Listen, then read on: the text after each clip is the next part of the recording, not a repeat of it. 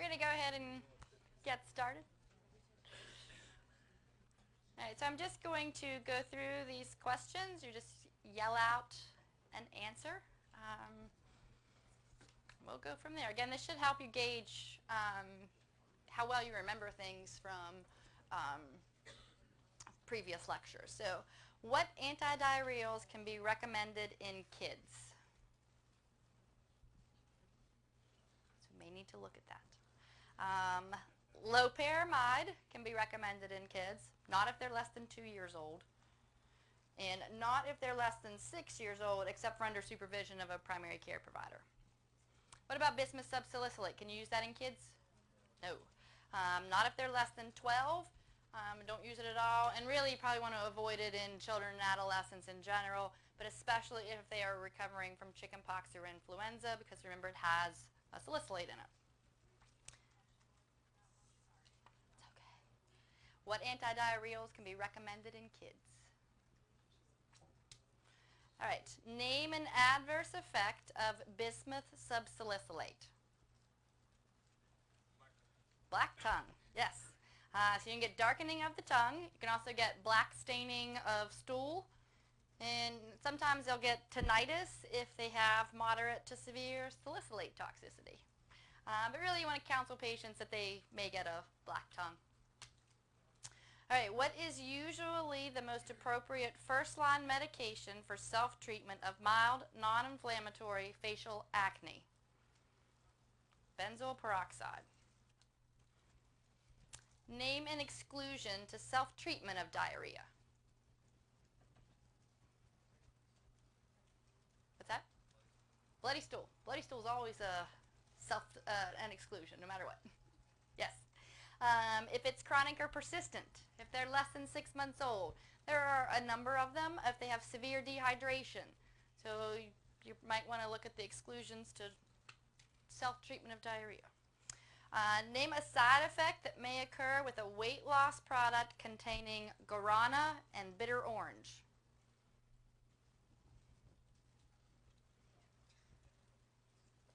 I'll give you a hint. Guarana is a source of caffeine, and bitter orange is a source of synephrine, which is a stimulant. So what kind of side effects might you get?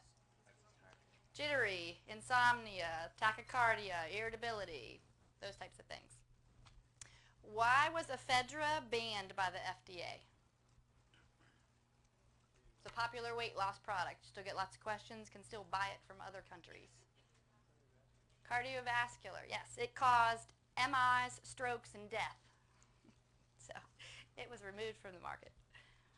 How much EPA and DHA is recommended for reducing cardiac events in patients with heart disease? 1 gram. Yes, 1 gram for reducing cardiac events in patients with heart disease. For lowering triglycerides, it's 2 to 4 grams. 1 gram for cardiac prevention in patients that have heart disease. Okay, what vitamin should smokers avoid? Yes, beta-carotene. Why? What was that? Carson, yeah. Beta-carotene was found to increase lung cancer in smokers. So smokers should avoid beta-carotene. What should you recommend for a puncture wound? Refer. They need tetanus and inspection. Which first aid antibiotic is the most likely to cause hypersensitivity reactions? Neomycin. Name an antacid ingredient that can cause constipation. Aluminum and calcium. Yes, those cause constipation. Non-prescription pharmacotherapy is most appropriate in which form of acne? What goes wrong with it? The non-inflammatory. You really ask a question about that. Name a common adverse effect of pseudoephedrine. Insomnia, restlessness, nervousness, increased heart rate. So those are some of your common side effects with pseudoephedrine. Which H2 receptor antagonist is most likely to interact with other drugs? Cimetidine. Good. What symptom is typical of allergic eye inflammation? So if they have allergic conjunctivitis, What's a typical symptom? Itching. They scratch their eyes. So eyelid itching is a typical symptom. They may also have some, watery eyes. They may look a little red, but they itch. That's a key that it is an allergic type of problem. So what should you recommend for allergic conjunctivitis? Ketotifen. Ketotifen is what you want to recommend for allergic conjunctivitis. Ketotifen is an antihistamine and mast cell stabilizer. It's most effective for allergic conjunctivitis. Some of the other products that are available for allergic conjunctivitis, like some of the Visine products and others, they contain a ocular decongestant or vasoconstrictor. Those are not really supposed to be used long term. So like Nafcon A, Opcon A, Visine for allergies, those have the vasoconstrictors in them, and those aren't recommended for long-term use. So really your best choice for allergic conjunctivitis is Ketotifen because it is safe to use long-term and more effective. What's the only Category 1 agent for insomnia? Although insomnia is not on the final. It's diphenhydramine. So most of your insomnia products have Benadryl in them. Name a medication that interacts with Orlistat, which is Ally, weight loss drug. Probably haven't looked at that yet. Cyclosporin should definitely, patients that are on cyclosporin, they should avoid taking Orlistat, which is Ally. You can get decreased levels. And then some other drug interactions to be aware of with Ally. If you use caution with warfarin. Does anyone remember why you have to use caution with warfarin? What does... Yes. It decreases the absorption of fat-soluble vitamins, and vitamin K is a fat-soluble vitamin. So you can get a decrease in absorption of vitamin K, and that can affect warfarin. So patients on warfarin should use caution.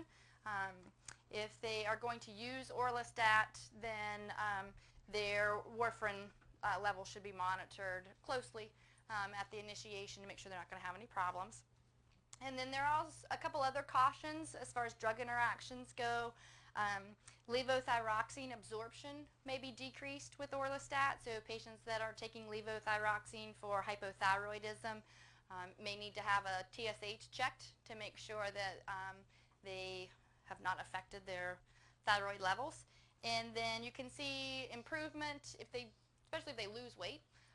Their diabetes may improve, and so if they're on diabetes medications, they might be more at risk of hypoglycemia. So that's listed as a drug interaction, diabetes medications, but it's more of their disease might improve a little bit, so their medication may be more effective than needed. All right, so how long should permethrin be left on the hair and scalp before rinsing? Do you leave it on? Permethrin is Nix. Do you leave it on overnight? No. Leave it on for 10 hours? A couple minutes. 10 minutes. Leave it on for 10 minutes. And then rinse it off. Which laxative can discolor urine? Senna. Makes it red, violet, brown. You should tell people that it discolors their urine because that can be disconcerting to patients. So what is the preferred non-prescription agent for treating primary dysmenorrhea? NSAIDs. Yes, so ibuprofen or naproxen. And should they take them PRN or scheduled? Scheduled. What's the onset of action for oral bisacodyl?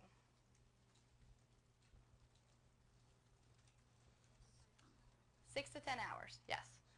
With that. So with your onset of action for your laxatives, remember that if it's a suppository, it's going to work a lot faster. So those are like in 15 to 60 minutes. If it's an oral agent and an oral stimulant, generally they work overnight, so 6 to 10 hours. If it is fiber or Miralax, how long does it take? 24 to 72. So those are some general ways to remember onset of action for your medications for constipation. Which lipid parameter is most affected by fish oil? Triglycerides. Name Name an adverse effect of orlistat, which is ally. Gas. Gas with oily spotting. Loose stools, more frequent stools, and difficulty controlling stool. So patients do need to use caution with orlistat. They really have to watch what they eat, or they will be very embarrassed. Name a condition you would recommend capsaicin for. Arthritis, yeah. So you could use it for arthritis. Would you recommend it for an acute injury? No. Name a good mouthwash for halitosis. Smart Mouth, yes, Smart Mouth. Just want to remember the Smart Mouth has particular ingredients in it that decrease the volatile sulfur compound production. So it actually does more than just cover up bad breath. It helps to eliminate the sulfur compounds that produce it. So Smart Mouth is a good one for halitosis. And then of course, good oral hygiene. What's the appropriate duration of treatment for seasonal allergies? To the first frost if it's a fall allergies. Yeah, so they can treat for the full allergy season. So if it's a fall allergy, that's usually over by the first frost. If it's a spring allergy, they'll just kind of have to gauge that. When their symptoms usually resolve, they could just stop taking the medication. So you can treat for all of allergy season. What's the primary treatment for allergic rhinitis?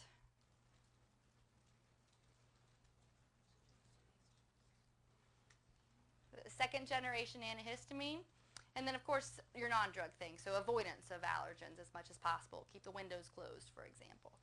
But your second generation antihistamines are generally your primary treatment. What's the recommended method for cleaning wounds? Saline, you can use normal saline or just soap and water. What should you not use? No alcohol, no hydrogen peroxide. All right, what does DSHEA allow products to claim? DSHEA stands for Dietary Supplement Health and Education Act of 1994. So what does it allow supplements to claim? Structure, function, right. So it promotes a healthy function. They cannot make disease claims. Which OTC laxative should not be recommended due to its risk of being aspirated? Mineral oil, yeah. A little bit more obscure question. Name an herb with good efficacy and tolerability data, but a dangerous drug interaction profile due to its involvement with cytochrome P450. St. John's wort. Just said that like 20 minutes ago. Name an herb that interacts with anticoagulants or antiplatelets. Lots of them. So this would be something I would highly recommend that you know, is the ones that interact with anticoagulants and antiplatelets. So it's a lot of the G ones, ginkgo, garlic, ginseng, St. John's wort. But what does St. John's wort do? Decreases the effectiveness. Fish oil in higher doses above 3 grams a day. Feverfew does. Ginger, flaxseed, polycosanol. So those are some examples of ones that can interact with warfarin and antiplatelets. What is the typical time frame for complete removal of a common wart when using salicylic acid for treatment? So how long do you use salicylic acid if you're trying to get rid of a common wart? Up to 12 weeks. So it's 4 to 12 weeks. So that's important to remind patients that it can take a long time to get rid of a common wart with salicylic acid. So 4 to 12 weeks. What's the drug of choice for vulvovaginal candidiasis? Just the class. So yeah, you're using imidazole antifungal for vulvovaginal candidiasis. Which one should you not use in patients that are taking warfarin? Iconazole, right. What's the preferred treatment for cold sores? Dicosanol, which is Abreva. It's the one that's been shown to actually speed healing. Okay, pain described as bilateral diffuse aching over the top of the head with more gradual onset is characteristic of what type of headache? Tension, yeah, tension type headache. So bilateral, so both sides, diffuse aching over the top of the head, gradual onset, that's more of a tension type headache. What is the appropriate treatment for a partial thickness thermal burn? So what's the first thing you should recommend somebody does if they have a partial thickness thermal burn? Really, before they come in to see you, they should have done this already. Soak it in water. Yeah, so immerse in cool tap water. Then what do you do next?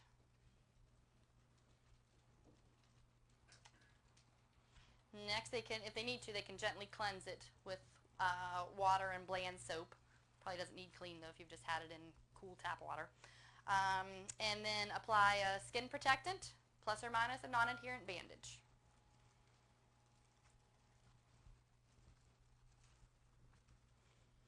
How often should cryotherapy treatments be repeated for warts? So how often, let's say you do one treatment, when can you do a second one?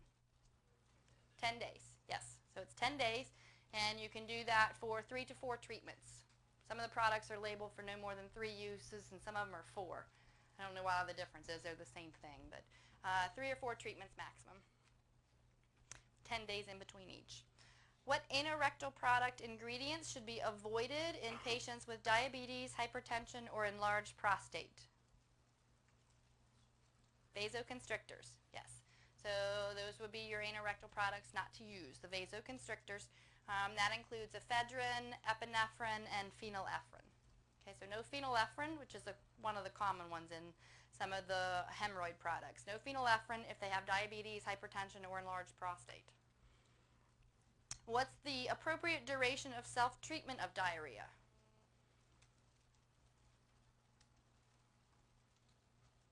"48 hours.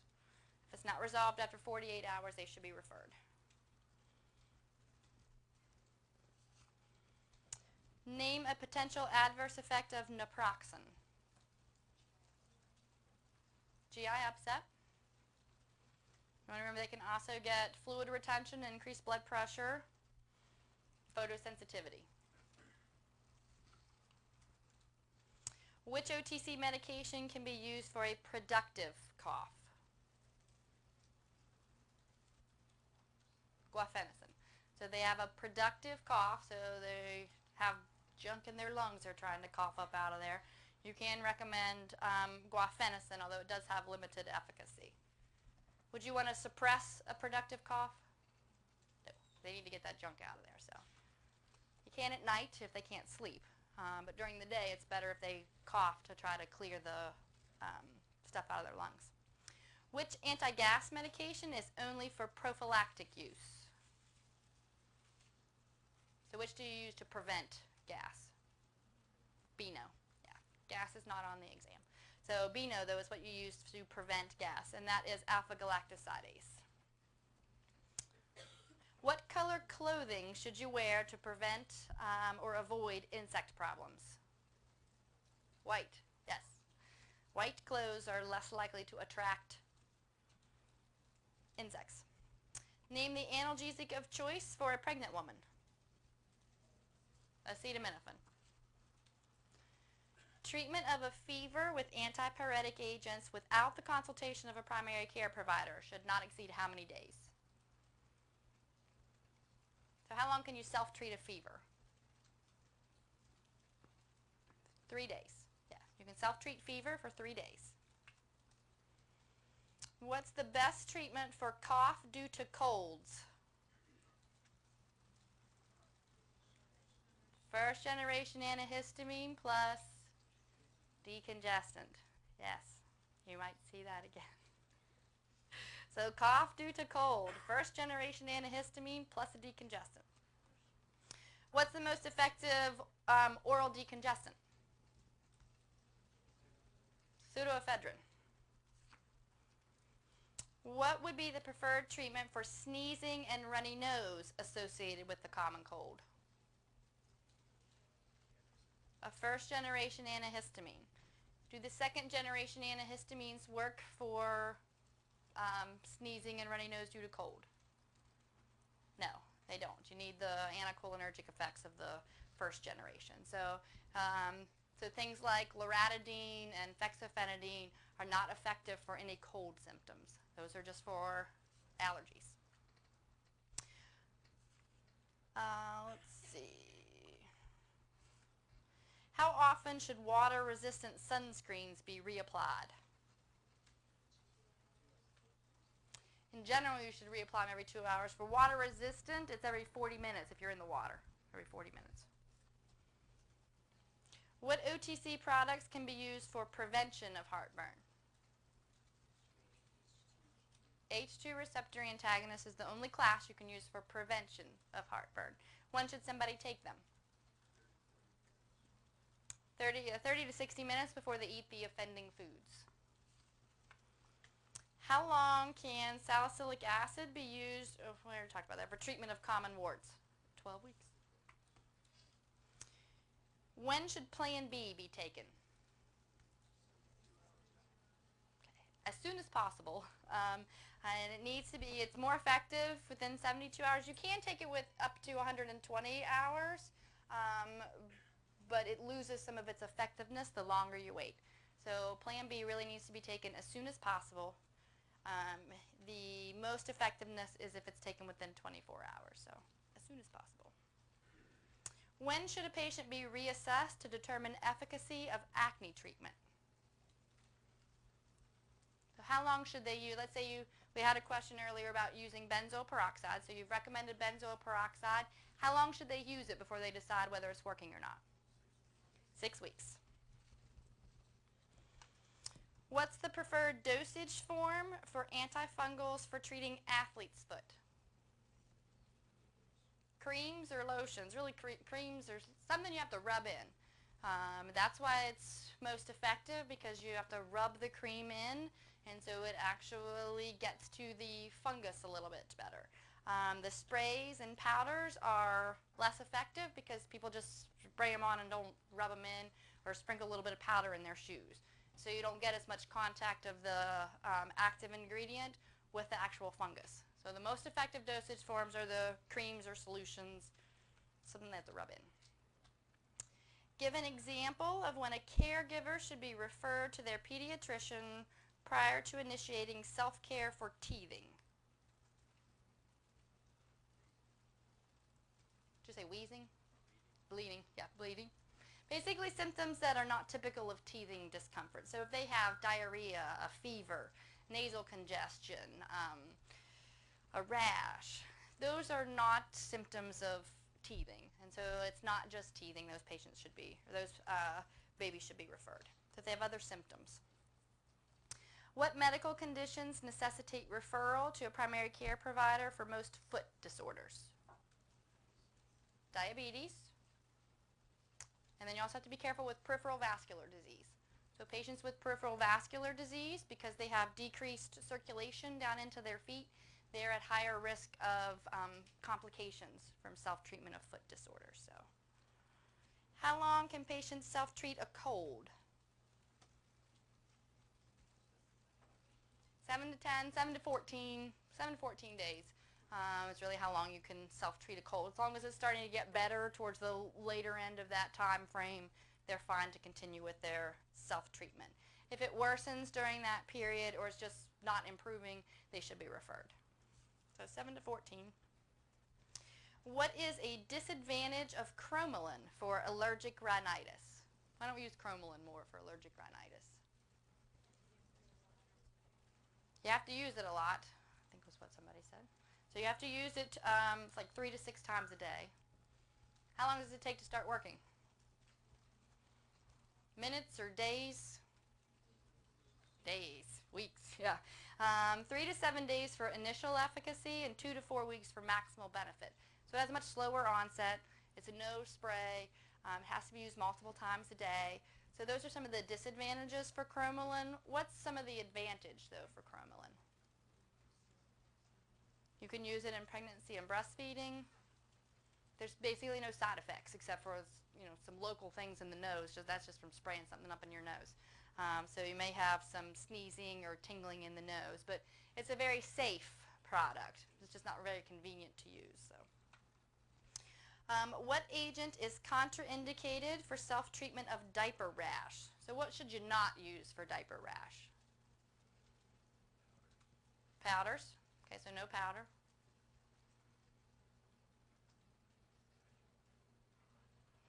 Antifungals. Basically, if it's not just a skin protectant. So no hydrocortisone, no antifungals, no antibiotics, no external analgesics.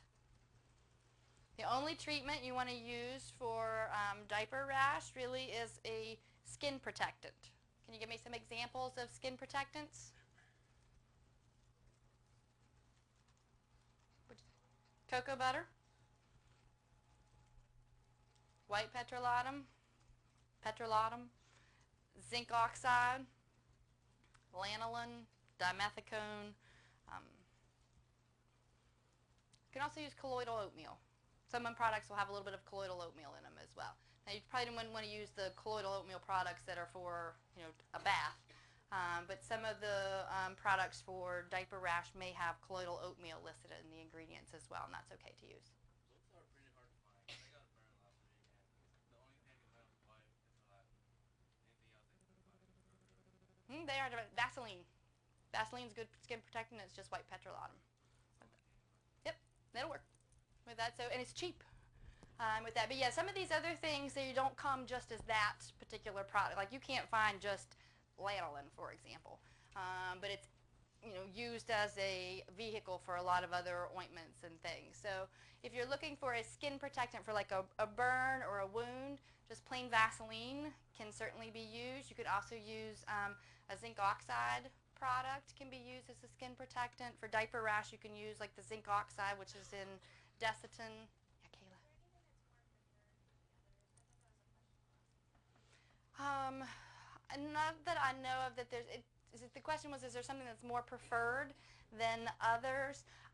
And it's just gonna depend, like some of them, like Desitin, for example. The regular Desitin forms more of a paste, whereas there's also Desitin cream. So some of them don't stick as well, but they're easier to remove. So for mild diaper rash, those might be preferred. Whereas the products that are more, that really stick, like just plain zinc oxide, it's hard to get off. That might be good because it does stay in place if it's more severe diaper rash. And this was in Dr. Huggins' lecture. Should you remove all of the diaper cream in between changes?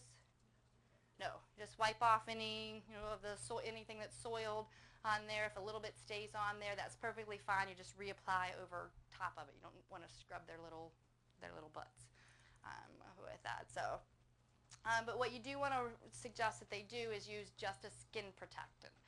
So no hydrocortisone, no antifungals, nothing like that for self-treatment of diaper rash. Okay, so it's going to be things like petrolatum, zinc oxide, colloidal oatmeal, lanolin, dimethicone, things with those skin protectants in them are good to use for diaper rash. Okay, name a situation in which you would need to refer a patient with poison ivy. On the face, eyes, genitals. Yep.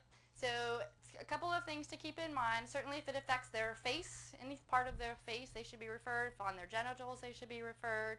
If it's in their mouth. If they're having significant swelling, if it's covering more than 25% of their body surface area, if it's been present for more than 2 weeks, if they're less than 2 years old, or if it's so bad it's very restricting to their daily activities.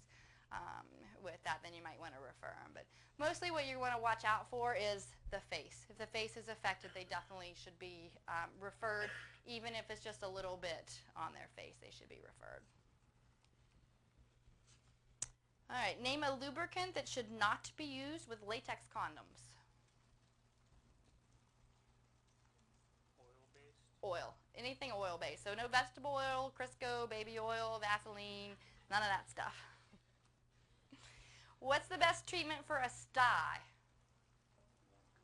Warm compress. All right, name a vitamin or mineral that may help women suffering from PMS. Calcium. So calcium's really your first choice for PMS, 600 milligrams twice a day. And then some others, pyridoxine, vitamin E are sometimes used, but they don't have as much evidence supporting them. But so calcium. What non-drug measures can be recommended for dysmenorrhea? Heat. Heat's really your is very effective for dysmenorrhea. So either the Thermacare heat patches can be used, or the generics of those, or a a hot water bottle or a heating pad, whatever. Some type of heat is effective and has a faster onset than drug therapy does, but might not be very, depending on what you're using, might not be as portable. All right, your patient experiences a serious adverse event due to an OTC medication. How do you report it? FDA MedWatch program, yes. So, and you should report it. Which condom materials provide the best protection against pregnancy and sexually transmitted infections? What are most condoms made out of? Latex. So latex condoms are good for that. Some of the newer materials, polyurethane, also good for that. What condom material is not good for STI prevention? The natural, yeah. So the natural membrane, the sheepskin. Which OTC antihistamine is least sedating?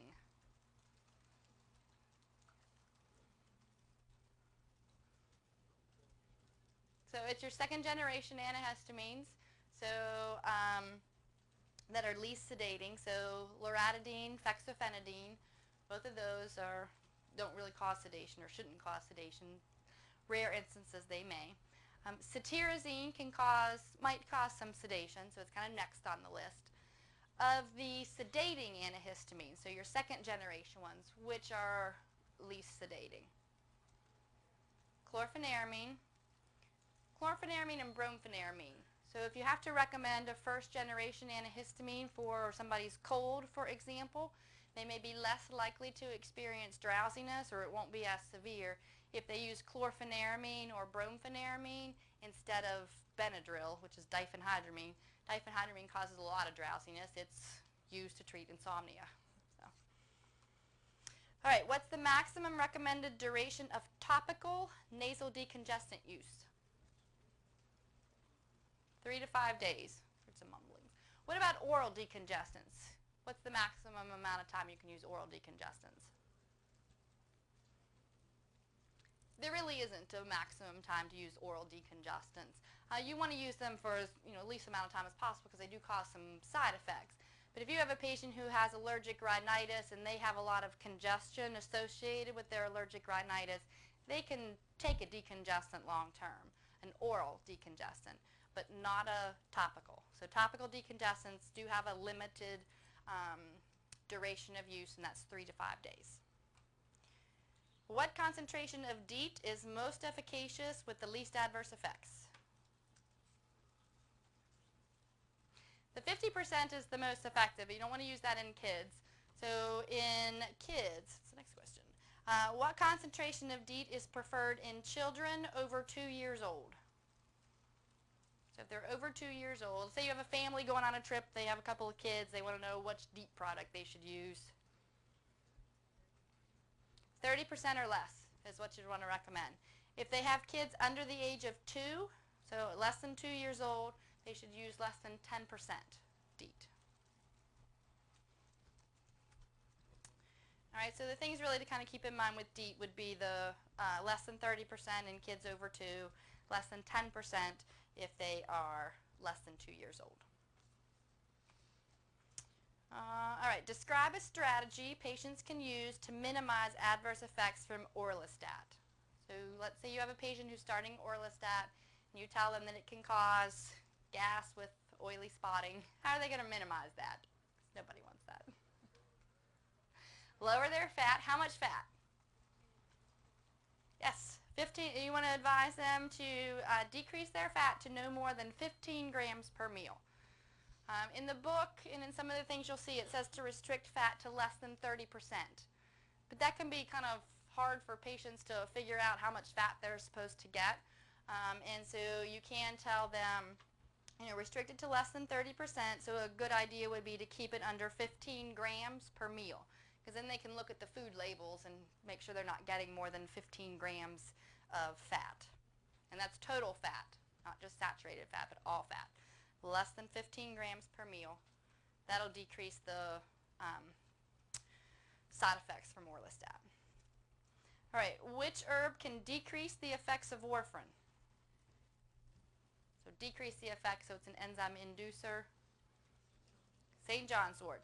Some garlic preparations may also, just some of them. So garlic would be another one to kind of keep in mind. It may decrease effects of warfarin as well. Name a good chemical sunscreen with a broad spectrum of UVB and UVA protection. Avobenzone. Yep, avobenzone with SPF of 15 is a good choice. With that for somebody who needs good sun protection, especially if they're on a photosensitizing drug. You want to pick something with avobenzone because of the broad protection it provides. So avobenzone with SPF of 15 plus is a good choice. All right, name one strategy or product you could recommend for a patient suffering from dry mouth. So dry mouth is a common side effect from a lot of drugs, so you should be able to counsel people on what to do about dry mouth. So what can they do? Okay, you can use saliva substitutes. What else can you do? Sugar-free gum. Very important that it's sugar-free. So sugar-free gum, lozenges can be used, so sugar-free. They may also need a topical fluoride product that'll further decrease the risk of dental caries. Some examples would be some of the mouth rinses that are available today have fluoride in them. Some of the Listerine products, for example, some of the Colgate and Crest products. Some of those are a fluoride rinse, so it gives their teeth a little bit more fluoride, which can further decrease the risk of cavities. ACT is another example of a fluoride rinse. So they may need a fluoride rinse as well. And then also advising them to avoid substances that contribute. What mouthwash ingredient should they avoid? Alcohol. So you want to make sure they're using a mouthwash that does not have alcohol in it. And then they also really should try to avoid tobacco and alcohol, decongestants, other types of things that can further worsen dry mouth if possible. And histamines also cause dry mouth. So avoid substances that contribute. You can use sugar-free gum, sugar-free lozenges. You can recommend the saliva substitutes. And then a fluoride rinse might be beneficial as well to further decrease their risk of cavities. Okay, so what would you recommend for treatment of fever in a child? All right, I'll give you some choices. Would you recommend that the caregivers alternate between ibuprofen and acetaminophen? No, so they should not do that. If they've been given very clear instructions on how to do that by their pediatrician, you don't want to say something like, well, your pediatrician is stupid, you shouldn't do that, because that doesn't make you look good with that. So don't do that, but you would want to tell them if they're going to do that to make sure that they follow the instructions very carefully and they keep good notes. Because they will sometimes recommend that they do that, but in general, the American Academy of Pediatrics advises against alternating ibuprofen and acetaminophen, mostly because of increased risk of accidental overdose. Because now you're giving a sick child 2 different medications, and trying to keep track of when you're given what and how much you're giving can increase the risk of errors. So you want to advise patients not to do that on their own. Would you recommend acetaminophen or ibuprofen or either? Either would be fine. So it's hard to decide whether to use acetaminophen or ibuprofen. You can leave it up to the patient. What would be a benefit of ibuprofen? It lasts a little bit longer with that. So its duration of effect is a little bit longer. What would be a benefit of acetaminophen? Possibly less side effects. Ibuprofen can maybe cause some stomach upset in children, although it's hard to tell whether their stomach's upset or they're just cranky because they have a fever with that. So you could use acetaminophen or ibuprofen. It's really kind of, you can discuss that with the caregiver and leave it up to them, but make sure they know how to whichever one they're going to use, make sure they know how to dose it appropriately. But they could use either. All right, that's my last question. So any questions about the final or anything related to the content?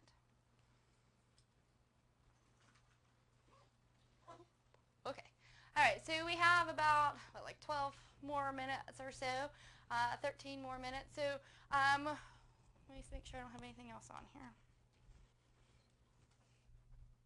All right, a couple of last minute things. So the insomnia quiz, most of you have already done that. It's been open for a while. If you have not done that, you need to do it.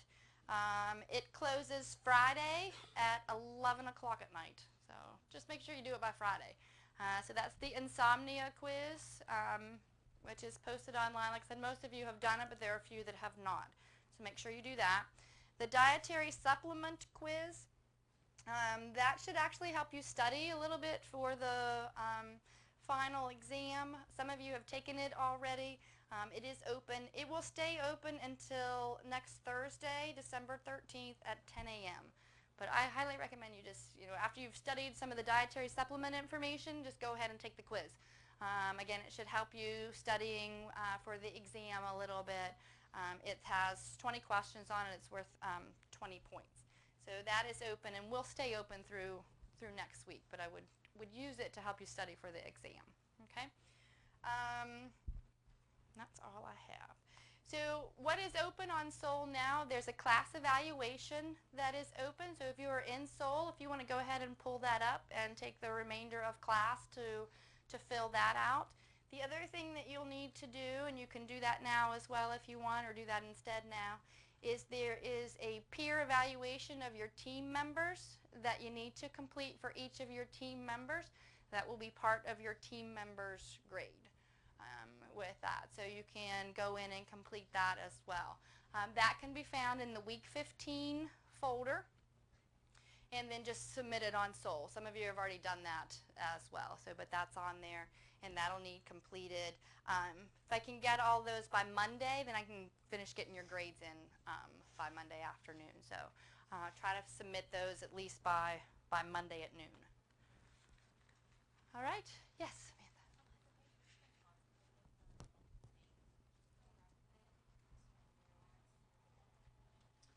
The question was about constipation. If they've been constipated for a couple of days, would you still recommend a bulk forming agent or Miralax?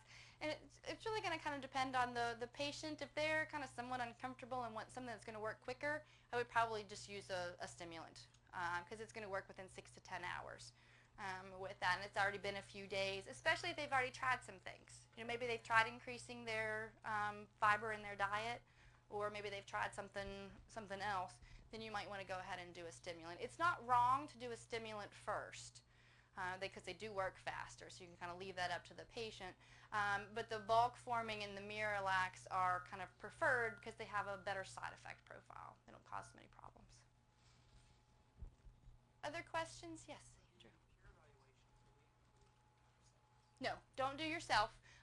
Just the other members of your team. So for some of you, it'll be 5 people you're evaluating. For some, it'll be 4.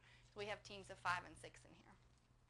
Okay, so you're just evaluating your other team members and whether or not they contributed throughout the semester to the different things that we did in class. Other questions? Okay. Well, thank you guys for a good semester. I love teaching this class. So I will see you all. You can stay in here and finish working on those things. If you have any questions, let me know. Otherwise, I will see you on Tuesday at 3 o'clock, I think is our final. So I'll see you then.